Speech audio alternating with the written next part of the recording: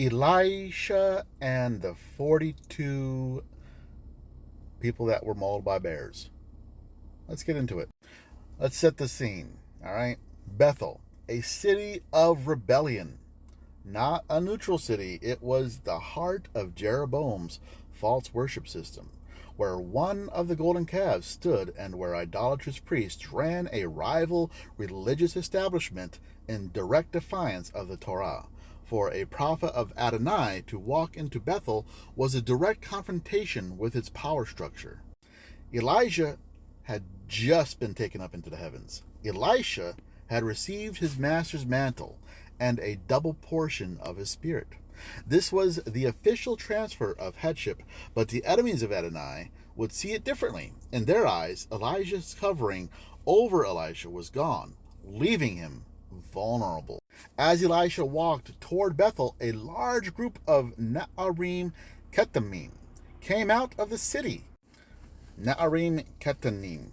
The word can mean youths or young men, but it's used in the Tanakh for people ranging from teenagers to adults, 20 to 30s. For example, Genesis 22:5. Abraham's Na'arim were his young adult servants. Young men of the prince's Na'arim were soldiers, literally small, Ketanim, younger, but often used comparatively, not elders. It doesn't necessarily mean children. So, who were they? Not children. These young men, likely apprentice priests, called servants, or prophetic opponents, trained in the service of the golden calf shrine. They were younger in rank, not necessarily in age, meaning lower ranking members of the religious system, possibly under the authority of the chief priests of Bethel. Their taunt?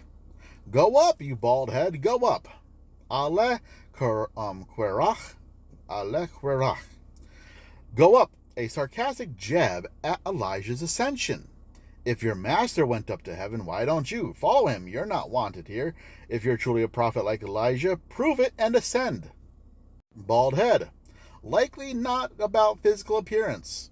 Loss of headship. In Hebraic idiom, head equals authority, a covering.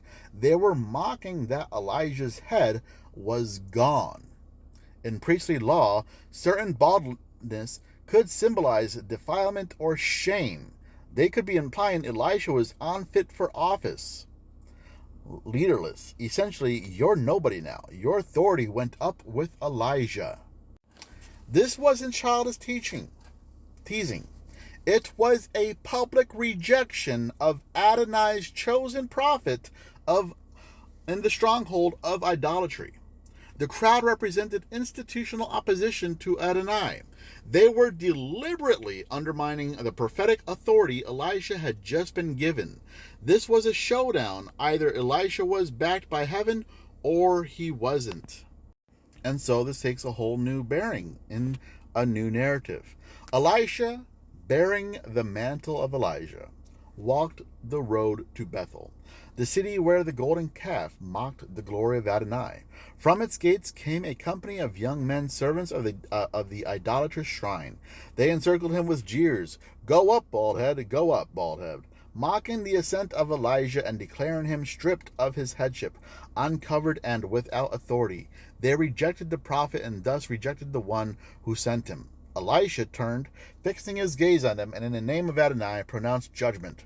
From the trees 2 she-bears emerged, scattering the company and mauling 42, so that all of Bethel knew that the spirit of Adonai, or the spirit of Elijah, now rested upon Elisha, and that the word of Adonai would not be silenced in Israel's high places. So it wasn't children that these 2 she-bears mauled. And this is another reason why we should look at Hebrew and not at English. Why we should study our Bibles in Hebrew and not just English.